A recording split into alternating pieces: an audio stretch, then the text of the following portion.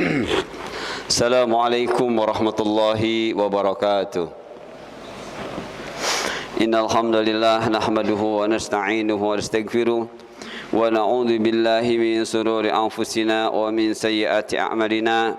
May yahdihillahu fala mudilla lahu wa may yudlil fala hadiya lahu. Ashhadu an la ilaha illallah wahdahu la syarika lahu wa ashhadu anna Muhammadan abduhu wa rasuluh. يا أيها الذين آمنوا اتقوا الله حق تقاته ولا تموتن إلا وأنتم مسلمون يا أيها الناس اتقوا ربكم الذي خلقكم من نفس واحدة وخلق منها زوجها وبث منهما رجالا كثيرا ونساء واتقوا الله الذي تساءلون به والأرحام إن الله كان عليكم رقيبا يا أيها الذين آمنوا اتقوا الله وقولوا قولا سديدا يصلح لكم أعمالكم ويغفر لكم ذنوبكم ومن يطع الله ورسوله فقد فاز فوزا عظيما أما بعد فإن أصدق الحديث كتاب الله وخير الهدي هدي محمد صلى الله عليه وسلم وشر الأمور محدثاتها وكل محدثة بدعة وكل بدعة ضلالة وكل ضلالة في النار. Ikhwah fillah rahimakumullah, saudaraku yang senantiasa dalam rahmat Allah.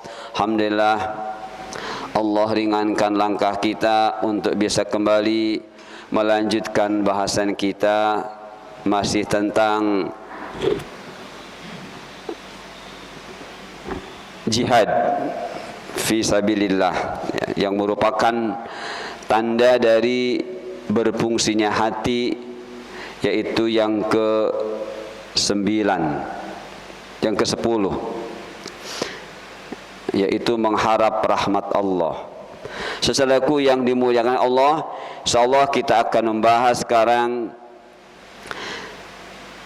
tata cara syaitan atau khutuwati syaitan, langkah-langkah syaitan dalam menjerumuskan manusia agar menjadi min ashabi syaitan, menjadi teman-temannya syaitan, min hizbi syaitan, dari golongan syaitan, wa min ashabi syair, dan menjadi penghuni neraka yang apinya menyala-nyala. Namun sebelum kita membahas bahwa setan itu akan menyebarkan subhat dan syahwat dengan takhwif dan tazyin, namun sebelumnya kita sudah membahas setan juga akan terus menyebar subhat dan syahwat dengan memasukkan ke dalam manusia dengan menggunakan istilah depan, belakang, kanan dan kiri. Untuk mengingatkan saja supaya nyambung nanti dengan bahasan sekarang, adapun yang dimaksud dengan depan, belakang, kiri adalah seperti ini. Yang dimaksud dari depan adalah tentang akhirat, ya. Setan berupaya agar manusia ragu atau tidak percaya dengan adanya kehidupan akhirat, yaitu tidak ada hari kebangkitan, tidak ada hari pembalasan, tidak ada neraka, tidak ada surga dan lain-lain. Dan di antara tanda-tanda manusia berhasil, ya, disesatkan oleh setan dari arah depan adalah mereka yang tidak sungguh-sungguh dalam beribadah. Ibadah asal ketemu aja, ya. Seperti itu. Jadi tidak sungguh-sungguh dalam beribadah. Mereka beribadah ikut-ikutan, atau dengan kata lain tanpa ilmu. Mereka juga tidak mau, bahkan berat untuk melakukan muhasabah, ya, untuk berintrospeksi atau untuk mengevaluasi. Ibarat organisasi punya visi dan ada misinya, punya cita-cita dan ada yang harus dilakukan untuk mencapai visi tersebut. Nah, orang yang sudah terkena godaan setan dari arah depan nggak mau seperti itu. Sudah cukup yang sudah saya dapati begini, ya. Padahal ibadah mereka selama ini yang dikerjakannya salah. tapi tetap nggak mau memperbaiki, ya. Pede pokoknya. Bahkan mereka meyakinkan bahwa yang mereka kerjakannya adalah benar, padahal mereka itu sedang dihantui rasa takut kepada kebenaran. Nah, ini teman-teman ya. Jadi sekali lagi, orang yang terkena godaan syaitan dari depan adalah seperti ini, tentang akhirat. Adapun dari belakang, maksudnya tentang kehidupan dunia. Setan terus menginspirasikan kepada manusia bahwa kehidupan dunia ini kekal abadi. Ya. Setan berupaya agar manusia hanya terfokus pada memikirkan urusan dunia. Seakan-akan kalau saya enggak cari uang, ya, kalau saya enggak berusaha, saya nanti enggak bisa makan. Akhirnya waktu belajar pun tidak ada sama sekali, karena alasannya seperti itu. Nah, ini hati-hati ya. Ketika kita sampai menutup celah untuk belajar karena beralasan saya harus mencari nafkah untuk keluarga saya, ini khawatir. Ya, kita sudah terkena godaan syaitan dari belakang. Di antara tanda-tanda manusia itu berhasil disesatkan oleh syaitan dari arah belakang adalah mereka menjadikan waktu-waktunya dihabiskan untuk mencari duniawi, sehingga tumbuh di dalam dirinya hubbud dunya alias cinta dunia.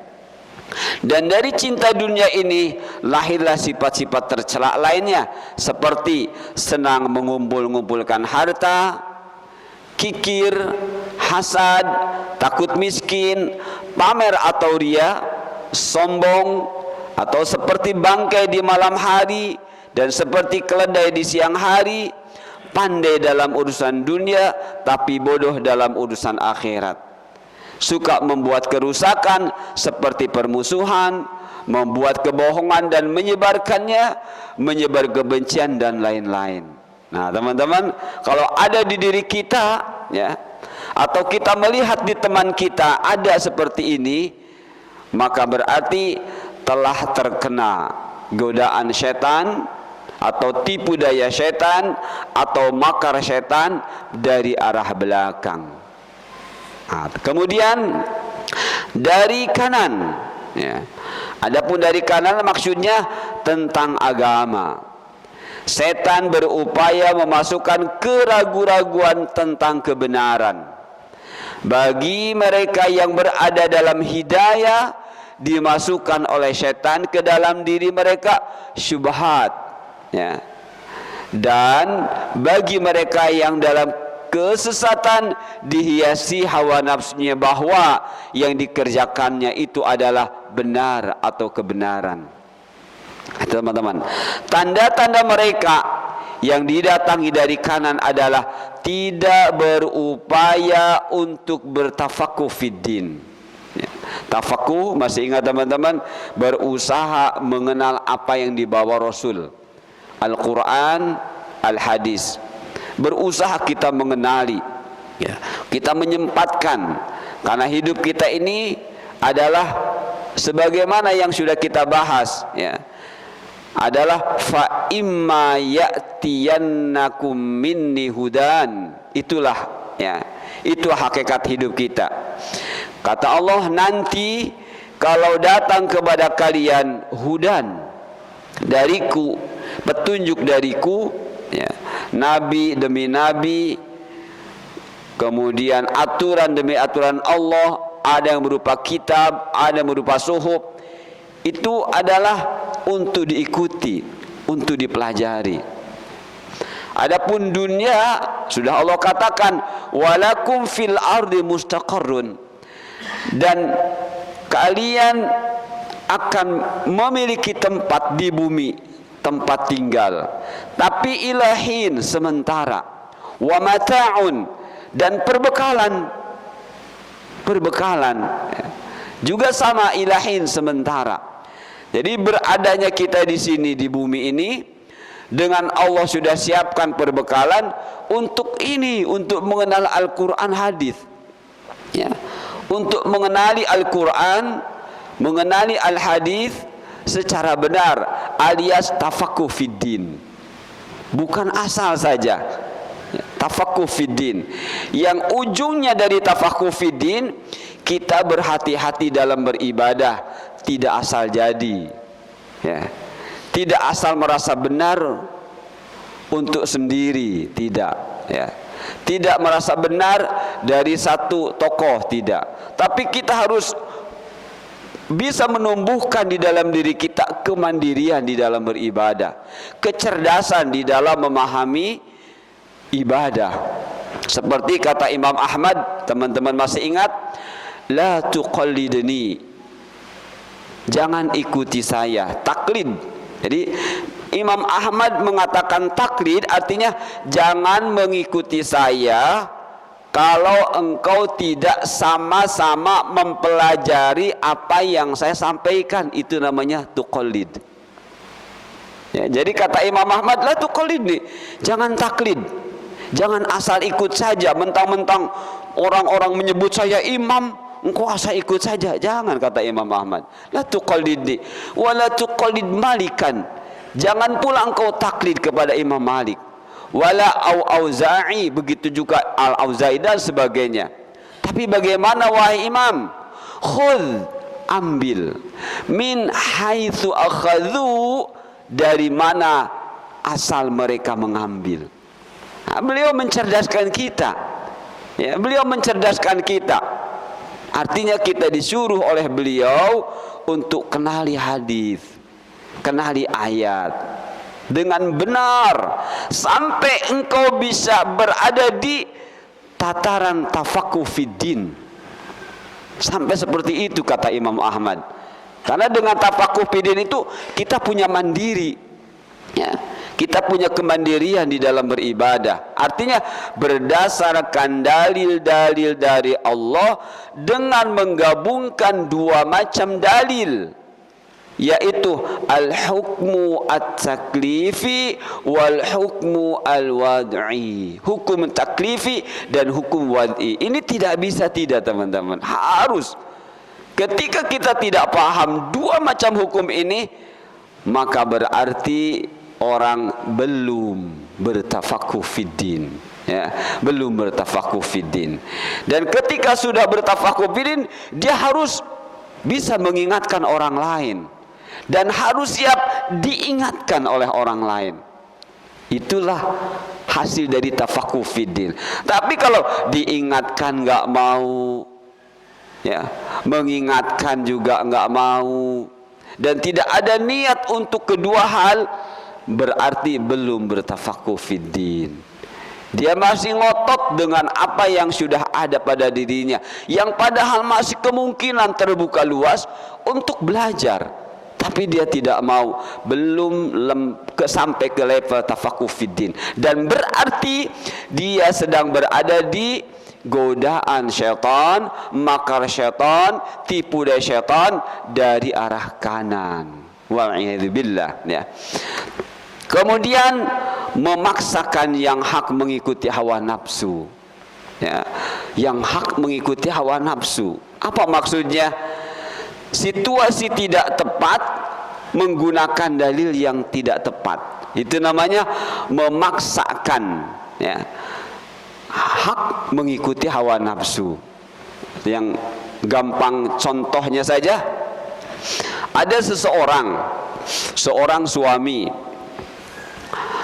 dia sakit, menurut medis bahwa dia tidak boleh berwudu, ya, dia harus bertayamum, tapi dia memaksa untuk berwudu. Nah, ini namanya memaksakan yang hak mengikuti hawa nafsu. Padahal dokter itu memutuskan adalah berdasarkan ilmu, ya, berdasarkan ilmu, tapi dia tidak mau menerima nasihat dokter. Dia tetap berwudu dengan, dia tetap bertathir dengan cara menggunakan air. Nah, ini namanya memaksakan yang hak mengikuti hawa nafsu. Kenapa? Tadi tidak paham hukum wad'i. Ya, begitu juga tidak paham hukum taklifi. Contoh yang kedua yang pernah disampaikan, hujan deras sekali. Bahkan sampai permukaan ini banjir dan licin. Seseorang tahu kalau laki-laki itu sholat di masjid wajib. Dia baru dapat satu dalil bahwa sholat bagi kaum pria di masjid adalah wajib. Hujan deras dan lain sebagainya, dia memaksakan, saya harus ke masjid. Kenapa? Karena untuk laki-laki sholat di masjid itu wajib. Nah, seperti itu namanya memaksakan yang hak mengikuti hawa nafsu. Padahal apa? Padahal agama memberi rukhsah. Ketika hujan deras, Rasulullah sendiri menyuruh muadzin untuk mengganti lafaz hayya 'alas shalah dengan sallu fi buyutikum. Ya, sallu fi buyutikum. Seperti itu. Nah, kita memaksakan ke masjid karena berdasarkan dalil tadi. Itu namanya memaksakan yang hak mengikuti hawa nafsu. Padahal ketika kita mengikuti rukhsah dari Allah, kita termasuk hamba yang dicintai oleh Allah. Nah, orang yang seperti itu berarti sedang terkena godaan setan dari kanan. Maka mari teman-teman, kita terus belajar, jangan merasa cukup ya dengan apa yang sudah ada pada diri kita. Ilmu Allah luas ya. Andai ilmu Allah mau dicatat dengan tinta seperti lautan, andai 7 kali lautan pun tidak akan habis ilmu Allah. Kenapa? Karena di dalam agama kita melalui ayat Al-Quran dan hadis, Allah memperkenalkan kepada kita istilah jawami'ul kalim. Ya, jawami'ul kalim adalah kata-kata yang singkat ya, tapi maknanya luar biasa luas, luar biasa dalam, luar biasa tidak terbatas. Oleh karena itu, bertafakuh fiddin adalah untuk membentengi diri kita dari kemungkinan tergoda oleh godaan setan dari arah kanan. Menumbuhkan dalam dirinya asabiyah. Asabiyah itu kultus individu.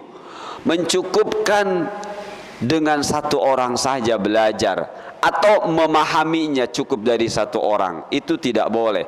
Kembali tadi kepada pendapat apa yang dikatakan Imam Ahmad, la tuqallidni.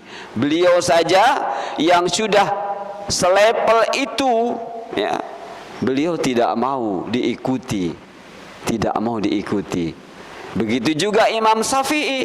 Imam Syafi'i juga mengatakan seperti itu. Kata beliau, tidaklah tepat kalau seorang thalibil ilmi itu tidak berusaha untuk mencari dalil-dalil ya. Jadi seorang thalibil ilmi harus berusaha mencari dalil. Jadi jangan mencukupkan dari gurunya saja. Seperti itu. Kemudian juga dari Imam Malik dan Imam Hanafi sama ya. Kata beliau, jika perkataanku alias pendapatku ini adalah tidak bertentangan dengan Al-Quran dan Al-Hadis, ambil. Tapi bila bertentangan, jangan. Jadi seperti itulah para imam ya, para hamba-hamba Allah yang sudah digelari imam ya, jadi mereka tidak mau diikuti, tidak mau ya. Tapi mereka ingin kita ini bisa seperti mereka. Nah, baik teman-teman yang dirahmati Allah, malu dan takut bertanya masalah agama. Terkadang kita malu, takut mau bertanya, takut kelihatan bodohnya, takut kelihatan tidak taunya, padahal tidak ada dalam agama ini. Ketika seseorang yang ditanya dia paham sunnah, dia tidak akan meremehkan, ya, dia tidak akan mengecilkan, tidak, dia tidak akan mempermalukan kalau dianya memang benar-benar ingin tahu. Tapi kalau dianya cuma ingin ngetes, ingin mencoba, ya, kepandaian seorang yang dia tanya, dia akan dipermalukan sendiri nanti. Begitu teman-teman. Jadi jangan malu bertanya, jangan takut bertanya masalah agama, ya. Atau tidak lapang dada. Tidak lapang dada itu gampang tersinggungan, ya, gampang tersinggungan. Seorang penyampai menyampaikan ini, padahal maksudnya bukan kepada dia, tapi dia tersinggung, ya. Besok nggak mau ngaji lagi. Nah, itu tersinggungan. Dan di antara tanda orang tersinggungan, kalau yang sudah kita bahas adalah terkena godaan setan yang namanya ma'isyatan dongka, kehidupan yang sempit, ya, kehidupan yang sempit, ma'isyatan dongka. Teman-teman bisa melihat ayat 124 dalam surah Toha. Wa man a'rada an dzikri fa inna lahu ma'isyatan dongka. Barang siapa berpaling dari peringatanku alias tidak mau taat kepada Allah, tidak taat kepada Rasul, maka kata Allah lahu ma'isyatan dongka, maka dia akan berada di dunia ini dalam kehidupan yang sempit. Maksudnya bukan semata-mata miskin, ya. Bisa jadi dia kaya raya, tapi dia tidak punya pendirian di dalam beragama. Dia cenderung ikut-ikutan, ya. Dia juga tidak punya kelapangan dada, mudah berbuat dosa. Akala ma sya'a wa syadiba ma sya'a wa labisa ma sya'a wa sakana ma sya'a. Makan seenaknya, minum seenaknya, apapun yang dilakukan, berpakaian, bahkan bertempat tinggal seenaknya saja, nggak mau diatur oleh Allah. Nah, ini tanda mereka berada di tidak lapang dada, ya, tidak lapang dada dalam mencari ilmu agama. Mencari ilmu agama tapi untuk kepentingan dunia. Teman-teman masih ingat Rasulullah pernah menyampaikan di akhir-akhir zaman ini akan banyak orang-orang yang mencari ilmu tapi dari asagir, ya. Min asyratis saati ayyul tamasa al-ilmu min al-asagir. Di antara tanda-tanda kecil hari kiamat adalah akan terjadi mencari ilmu dari asagir. Asagir itu kalau bahasa yang ditakutinya adalah bid'ah, ahlu bid'ah, itu asagir, ya. Jadi akan terjadi di akhir zaman ini merupakan tanda-tanda kecil hari kiamat. Ilmu diperoleh, ilmu didapat, ilmu dicari dari asagir, wal'iyadzubillah, ya, yang akhirnya menyesatkan. Kemudian teman-teman mencari ilmu untuk berbangga-bangga, ya, untuk berdebat, ya, berdebat seperti itu. Bolehkah kita berdebat? Boleh, namanya mujadalah. Mujadalah itu asal katanya beradu fisik, ya, beradu fisik, katakanlah berantem, ya. Tapi mujadalah punya makna berdebat secara ilmiah, bukan debat kusir, secara ilmiah. Dan itu adalah yang dilakukan atas izin Allah untuk tahapan ketiga, untuk mereka yang mengaku dirinya berilmu tapi sulit untuk mau menerima, ya. Sebelum mujadalah pakai mau'izah dulu. Mau'izah adalah penyampaian ayat-ayat yang berisi tentang perintah dan larangan, tapi sekaligus disampaikan konsekuensinya, pahalanya begini, akibatnya begini. Nah, kalau sudah mau itu disampaikan, mereka juga tidak mau menerima, itu pertanda mereka berada dalam hati yang keras. Nah, masukkan mujadalah. Mujadalah masih tidak juga, ya sudah, tinggal tunggu. Nanti ada ayatnya teman-teman. Bagaimana akibat yang akan dirasakan oleh orang-orang yang seperti ini. Kemudian keterkenalan, mencari popularitas, mencari kekayaan dan lain-lain. Wa'idzubillah. Ini setan menggoda manusia dari arah kanan. Terakhir dari kiri. Maksudnya adalah tentang syahwat. Syahwat itu adalah kecenderungan, keinginan dari diri terhadap yang nikmat-nikmat secara fisik. Fisik merasakan, ya, kelezatan-kelezatan seperti itu. Setan berupaya agar manusia selalu terfokus pada mencari kepuasan atau kesenangan yang berkait dengan fisik atau emosional. Tanda-tanda mereka yang tergoda dengan didatangi dari arah kiri adalah mereka membiarkan masa hidupnya, masa mudanya, masa kayanya, masa sehatnya, waktu-waktu luangnya hanya digunakan untuk hal-hal yang menggiring mereka ke berbuat dosa. Nah, itu teman-teman ya. Padahal hidup kita ini untuk ibadah, alias untuk mencari pahala. Sekecil apapun harus jadi pahala buat kita. Karena wa ma khalaqatul jinna wal insa illa liya'budun. Aku tidak menciptakan jin dan manusia kecuali untuk beribadah, alias kecuali untuk menjadikan dirinya setiap detiknya dapat pahala dariku. Itu maksudnya. Nah, orang yang terkena godaan setan dari kiri, jangankan detiknya, tahunnya semuanya diisi dengan dosa. Tahun demi tahun nggak ada perubahan, begitu lagi, ya. Akhirnya selama hidupnya tidak diisi dengan pahala, yang ada diisi dengan penentangan kepada Allah. Baik teman-teman, ini mereview. Kemudian kita langsung saja, ini perbedaan. Ya, walaupun kita sudah mendapati apa pengertian syubhat dan syahwat, tapi kita harus tahu perbedaannya. Perbedaan antara syubhat dan syahwat. Kalau syubhat itu bercampurnya antara pemahaman yang hak dengan yang batil, sehingga menimbulkan ketidakjelasan. Jadi untuk mengenali syubhat gampang teman-teman. Ketika kita akan melakukan sesuatu, kita bertanya-tanya, ini boleh tidak ya? Ini benar apa salah ya? Itu dah syubhat namanya. Ya. Rasulullah mengatakan, man nittaqa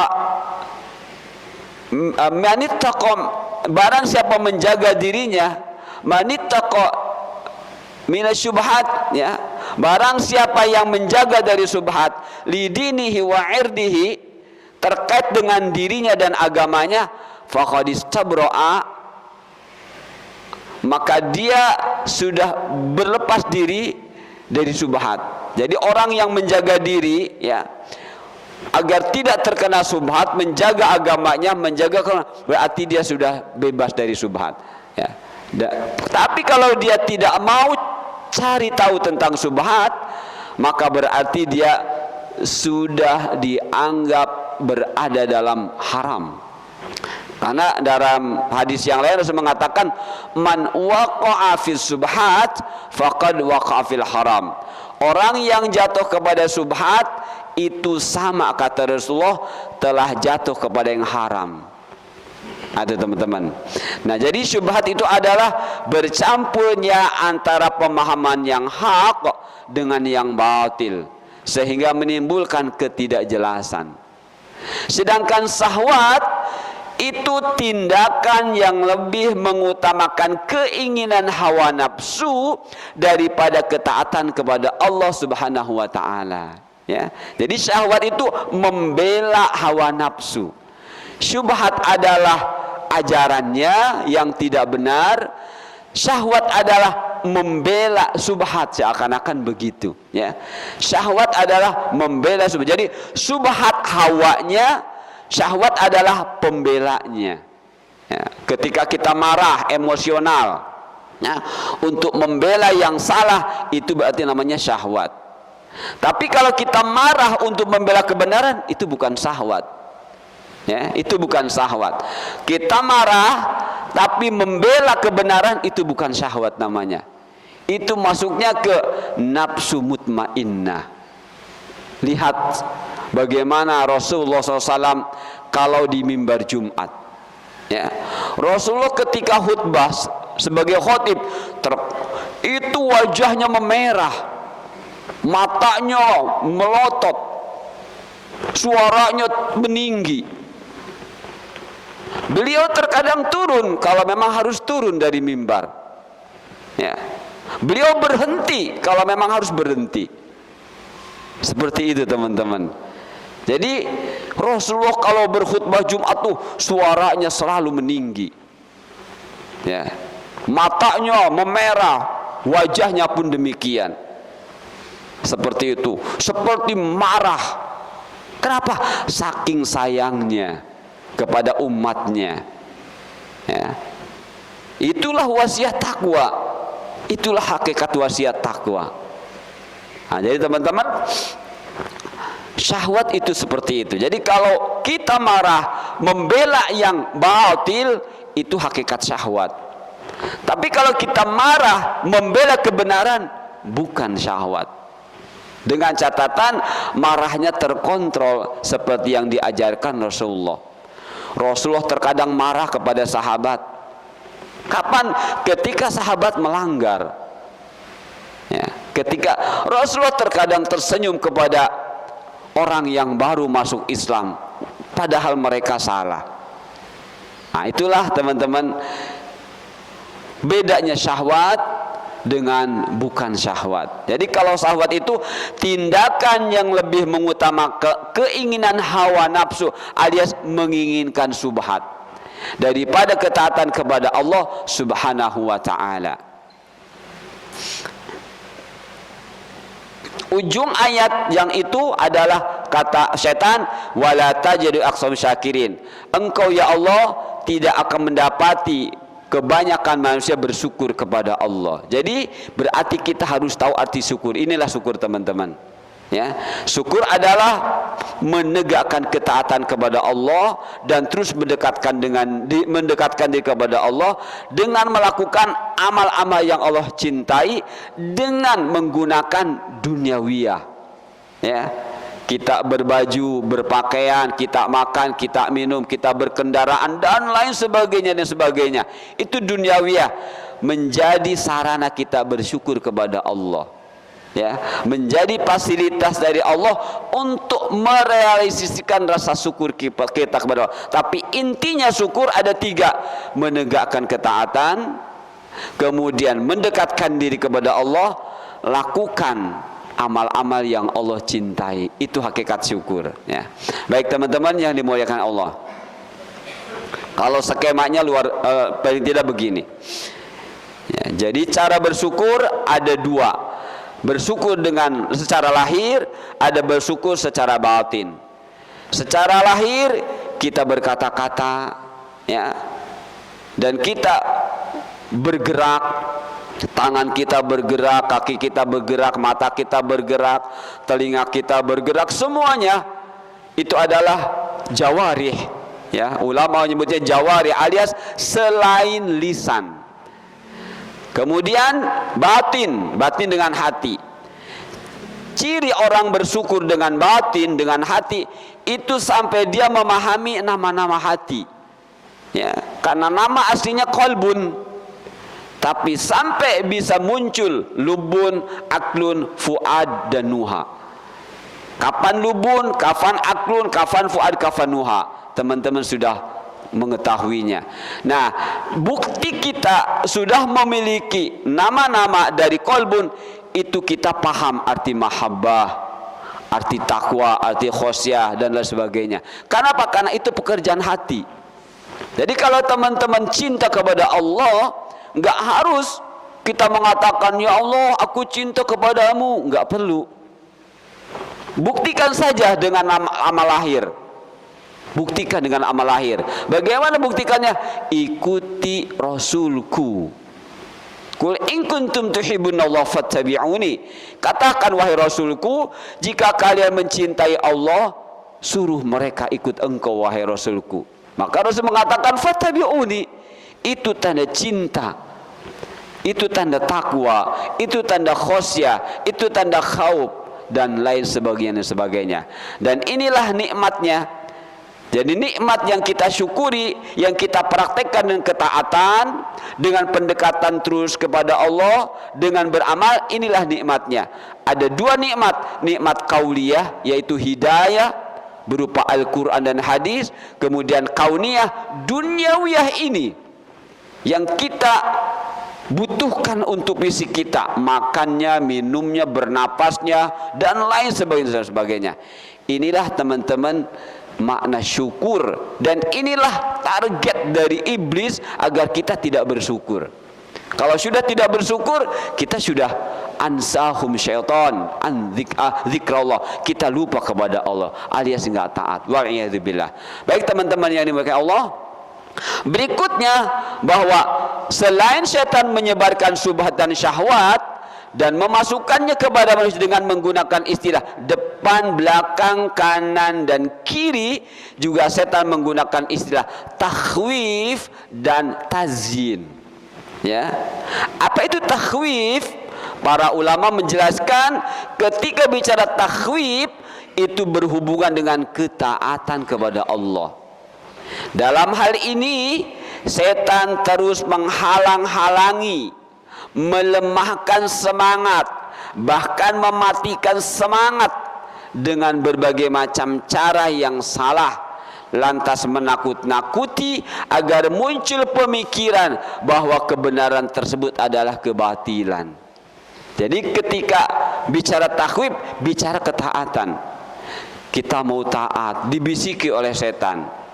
Bisikan-bisikan setan itu dalam rangka apa? Menghalang-halangi kita agar tidak melakukannya, ya. Bahkan berupaya untuk melemahkan, ya, melemahkan. Makanya Allah ingatkan kepada orang yang beriman, baik ketika berperang langsung di medan perang, atau berperang untuk memerangi hawa nafsu yang akan menjadi tunggangan setan, ya. Apa kata Allah? Wala tahinu, jangan lemah. Wala da'ufu, tahinu itu lemah hati, alias tidak tafakuh fiddin. Wala da'ufu, jangan lemah fisik. Lemah fisik enggak harus terek, ya.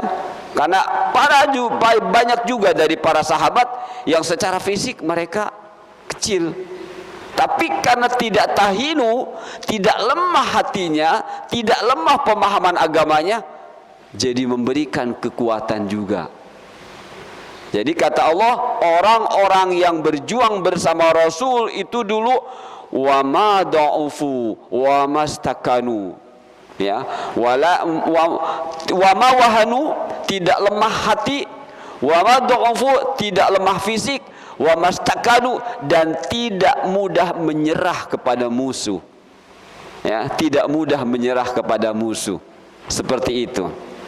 Dan apa yang sedang kita alami semuanya adalah ujian dari Allah, ya, ujian dari Allah untuk menguji keimanan kita. Allah ingin tahu sampai di mana tingkat kualitas keimanan kita. Nah, jadi ketika bicara takhwif, teman-teman, bicara ketaatan, ya. Setan berusaha agar ketaatan kita ini pudar, ya.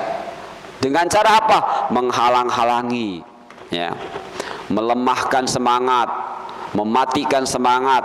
Dengan apa caranya? Dengan berbagai macam cara yang salah. Tidak akan pasti setan itu memberi kebenaran, tidak akan. Tidak ada ceritanya syaitan, iblis menyampaikan kebenaran, tidak ada, ya, tidak ada. Semuanya kesalahan, semuanya kebatilan, ya. Bahkan menakut-nakuti agar muncul dari diri yang sedang menjadi objek wali, ya, itu menganggap kebenaran adalah kebatilan. Nah, nanti lihat ayatnya teman-teman, ya. Lihat ayat surah Az-Zumar ayat 36. Alaisallahu bikafin 'abdah wa yukhawifunaka billadzina min dunihi wa may yudlilillahu fama lahu min had. Lihat ayat ini. Bukankah Allah cukup untuk melindungi hambanya? Dan mereka mempertakutimu dengan sembahan-sembahan yang selain Allah. Dan siapa yang disesatkan oleh Allah, maka tidak ada seorang pun pemberi petunjuk baginya. Teman-teman, di dalam ayat ini adalah Rasulullah. Rasulullah sedang melakukan ketaatan, sedang mendakwahi orang-orang kafir Quraisy, mendakwahi tokoh-tokoh agar mereka tidak menyembah berhala-berhala. Nah, tapi para tokoh Quraisy yukhawifunak, kata Allah, mereka menakut-nakutimu, mereka mempertakutimu wahai Rasulku, agar engkau tidak menyebarkan dakwah Islam ke mereka. Bagaimana di antara cara menakut-nakutinya para tokoh Quraisy kepada Rasul sallallahu alaihi wasallam ini, teman-teman? Wa yukhawifunaka billadzina min duni, mereka menakut-nakuti dengan menghubungkan Tuhan-Tuhan mereka selain Allah. Jadi maksudnya apa? Minal asnam wal andad antanalaka bisu. Jadi kalau bahasa kitanya, awas kamu Muhammad, mohon maaf, awas kamu Muhammad, kalau kamu terus mendakwahi kami, mengajak kami untuk menyembah Tuhanmu, berhala-berhala ini akan mencelakai dirimu. Nah, begitu teman-teman, ya. Berhala-berhala ini akan memberikan bahaya untukmu. Nah, ini Tuhan-Tuhan kami.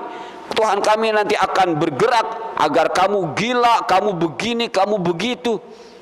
Dan itu pun terjadi ke kita, ya. Mau meninggalkan tradisi takut begini, takut begitu. Nah, ini jawami'ul kalim, teman-teman, namanya. Ini jawami'ul kalim. Allah memberikan satu contoh untuk kita paham apa yang akan terjadi di masyarakat. Yang ini merupakan takhwib minasyaiton, upaya syaitan untuk menjadikan kita takut beribadah yang benar.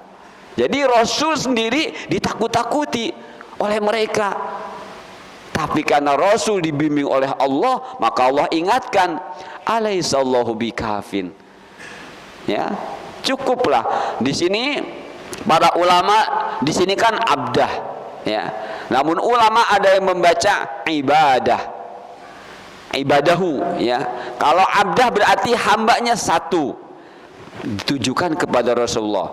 Tapi dimaksudkan abdah adalah ibadahu, hamba-hambanya siapapun. Selama mereka bertakwa dan taat, mereka akan merasakan ditakut-takuti. Tapi kata Allah, cukuplah Allah bikafin abdah. Ketika Rasulullah SAW dan para sahabat dikabari oleh orang musyrik, qalu inna nasa qad jama'u, hai Rasul, hai Muhammad, mereka sudah berkumpul untuk menyerang kalian.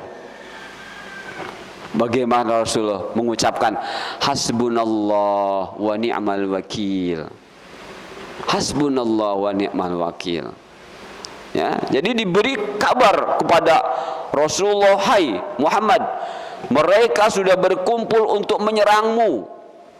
Rasulullah tenang, diajari oleh Allah, ucapkan hasbunallah wa ni'mal wakil. Nah, begitu juga Nabi Ibrahim ditakut-takuti.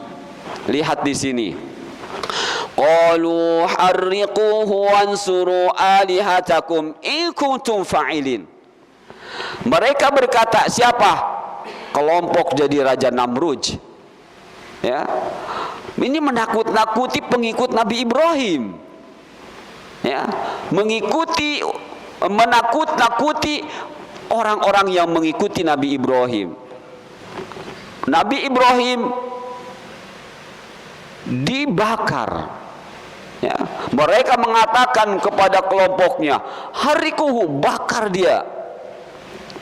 Maka disiapkan satu tempat, kemudian disiapkan kayu bakar, kemudian dinyalakan api, dilemparkannya Nabi Ibrahim ke dalamnya. Coba para pengikut Nabi Ibrahim gimana? Takut seperti Nabi Ibrahim. Nah, itu teman-teman. Dan itu terjadi, ya, pembakaran itu terjadi, perusakan tempat terjadi itu. Seperti yang dialami oleh Nabi Ibrahim dan pengikutnya. Tapi apa? Allah memberikan, ya, wahyu kepada Nabi Ibrahim, mengucapkan kalimat yang sama seperti yang diucapkan oleh Nabi kita yang mulia. Hasbunallah wa ni'mal wakil. Hasbunallah wa ni'mal wakil. Allah memerintahkan kepada malaikat, ya naru kuni bardan wa salaman ala Ibrahim. Wahai api, jadilah engkau dingin dan jadikanlah engkau penyelamat Ibrahim. Api aslinya panas, tapi Allah jadikan api itu dingin. Nah, itu teman-teman. Jadi secara fisik, ya, kita akan takut. Tapi kalau kita yakin, Allah akan menolong kita. Ya. Jadi bakarlah dia dan bantulah Tuhan-Tuhan kamu jika kamu benar-benar bertindak. Alias jika kamu benar-benar mengikuti Tuhan-Tuhan itu serius. Seperti itu, wal'idzubillah. Tapi apa ayat 70 dari surah Al-Anbiya sendiri? Wa aradu bihi kaida faja'alnahumul akhsarin. Dan mereka hendak berbuat jahat kepada Ibrahim. Kaid. Jadi kaidah itu makar, upaya-upaya buruk, jahat. Mereka tidak kenal Allah. Mereka tidak kenal Allah. Maka mereka lakukan al-kaid, upaya-upaya buruk, upaya-upaya jahat. Diingatkan itu salah, diingatkan itu salah, diingatkan itu salah, tetap ngotot. Itu kaidah namanya. Sama dengan Raja Namruj, sama dengan tokoh-tokoh Quraisy. Hanya hidup di akhir zaman. Ya. Maka kami jadikan mereka adalah orang-orang yang paling rugi. Jadi jangan takut. Orang-orang yang merusak agama Allah dengan berbagai macam cara, Allah sudah menghibur kita. Mereka orang-orang rugi. Ya. Mending kalau ruginya di dunia saja, di akhirat pun rugi. Ya, di akhirat pun rugi. Wal'iyadzubillah. Itu teman-teman, saya tidak banyak memberikan contoh ayat, tapi ini jawami'ul kalim. Contoh-contoh takhwif yang terjadi di masyarakat terkait dengan ibadah atau tradisi. Seseorang berkata, kalau saya tidak ikut ini, nanti saya akan dijauhi. Itu kenyataan. Ya, ditakut-takuti. Iya, kalau saya nggak ikut ini, nanti saya dijauhi. Nanti saya dianggap eksklusif, nggak bersosialisasi, wah macam-macam. Itu takhwif teman-teman. Itu takhwif yang setan terus memasukkan ke dalam hati kita, begitu diri kita. Kalau kamu tidak melaksanakan ini, kamu nanti akan kualat. Nah, begitu kan? Itu terjadi di masyarakat. Untuk taat ditakut-takuti, awas kualat. Kalau kamu ikut Wahabi Salafi, kualat kamu.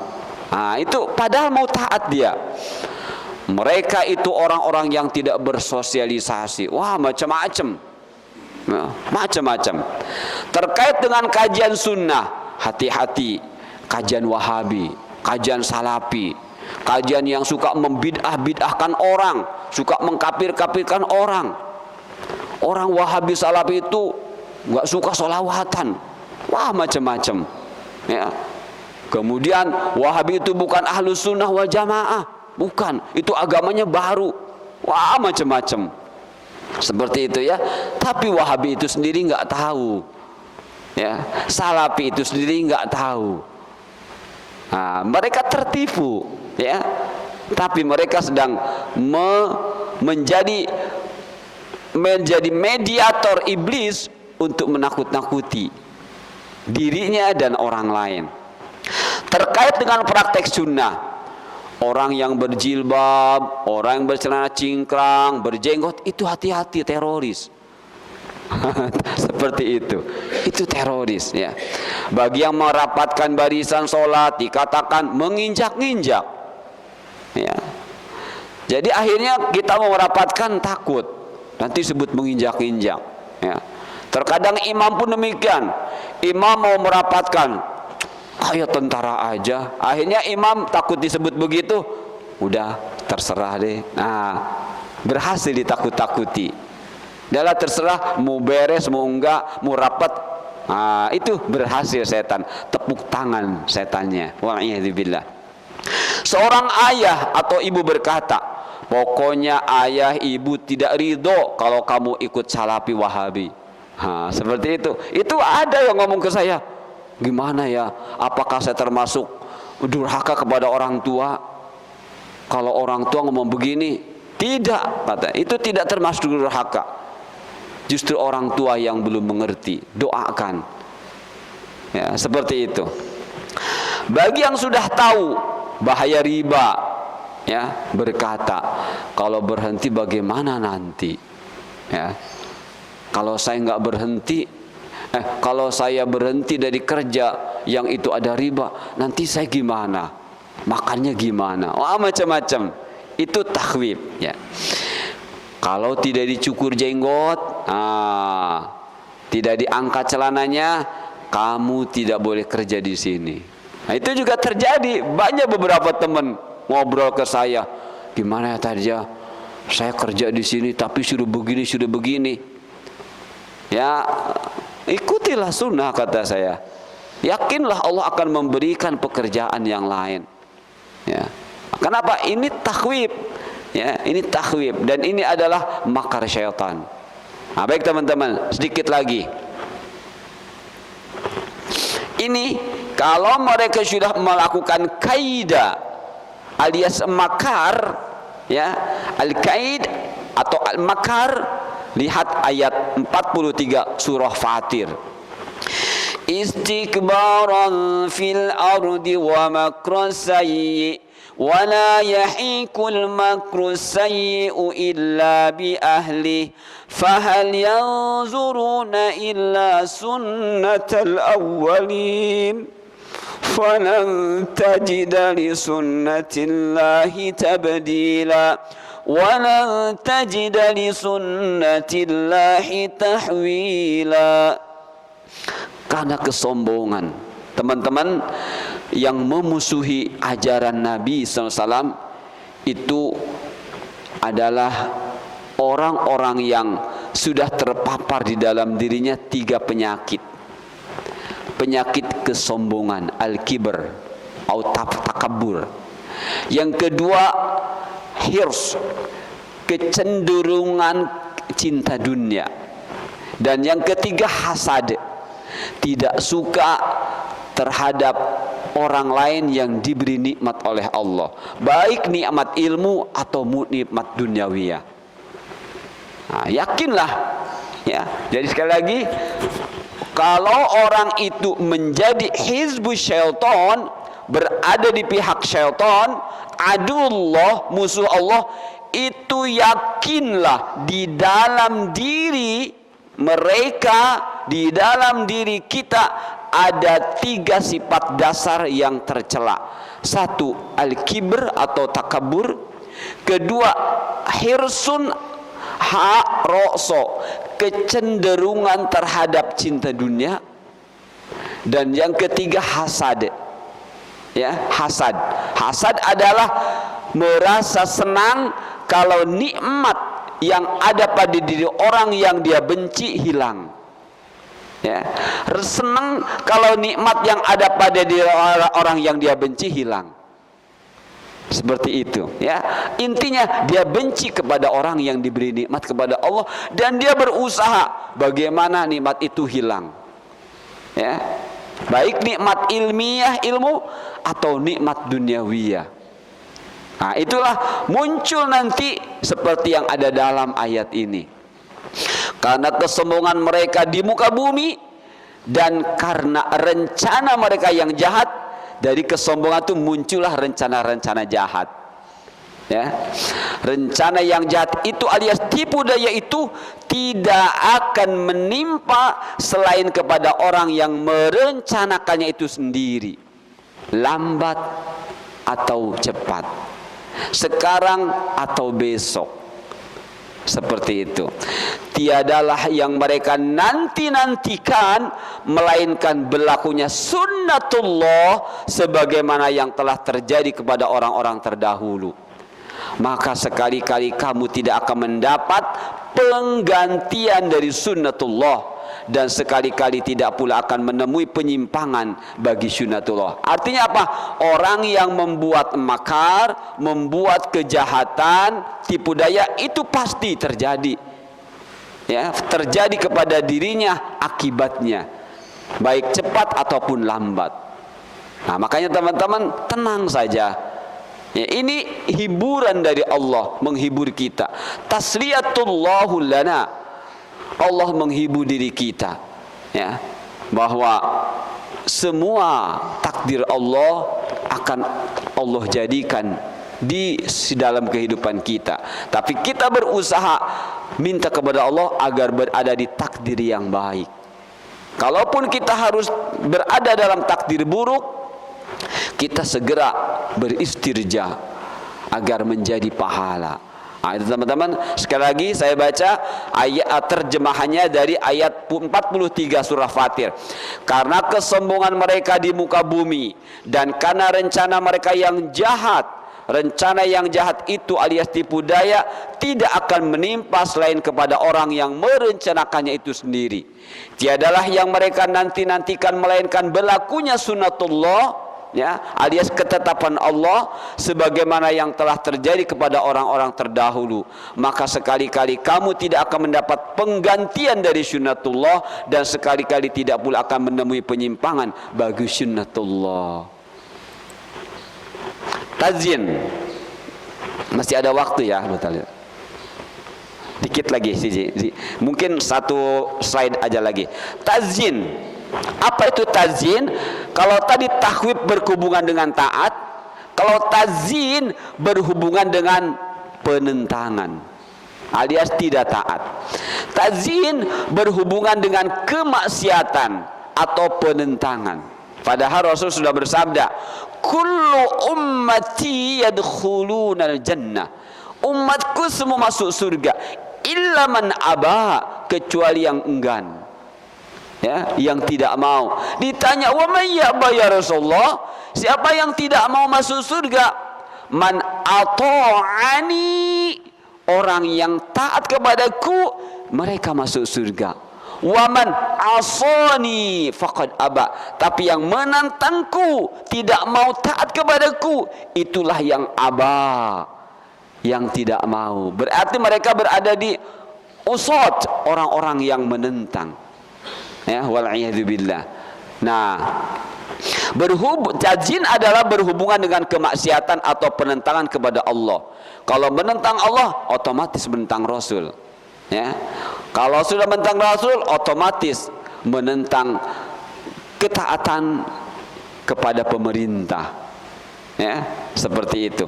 Di dalam hal ini, setan mendorong, setan membantu, bahkan menguatkan dengan berbagai macam cara yang salah. Saya katakan tidak akan ada kebenaran dari setan itu. Tidak akan ada, sekecil apapun.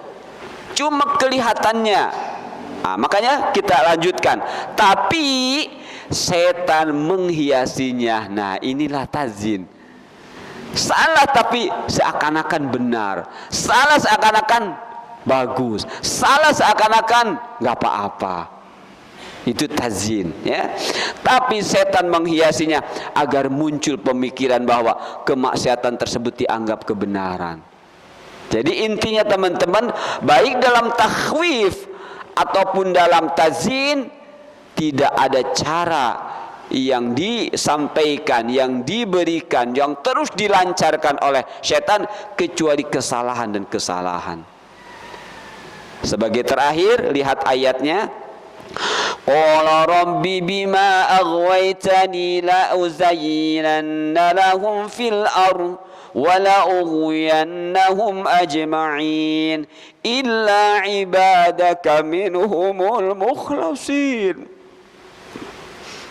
Iblis berkata, ya Tuhanku, oleh sebab engkau telah memutuskan bahwa aku adalah sesat, maka pasti aku akan jadikan mereka memandang baik perbuatan maksiat, ya, di muka bumi ini, dan pasti aku menyesatkan mereka semuanya. Itu janji iblis langsung kepada Allah, ya. Tapi bagaimana iblis sendiri mengatakan, kecuali hamba-hambamu yang ikhlas di antara mereka. Di sini teman-teman lihat kata ini bagi yang belajar bahasa Arab. Mukhlas. Mukhlas ini objek. Ya, objek. Kalau kata wali, dia wali bisa objek, bisa subjek. Bisa artinya yang mencintai, bisa artinya yang dicintai. Jadi kata wali punya ganda, punya makna ganda, subjek dan objek. Kalau ini mukhlas artinya kalau secara bahasa kecuali di antara hamba-hambamu yang engkau beri keikhlasan. Begitu maksudnya teman-teman.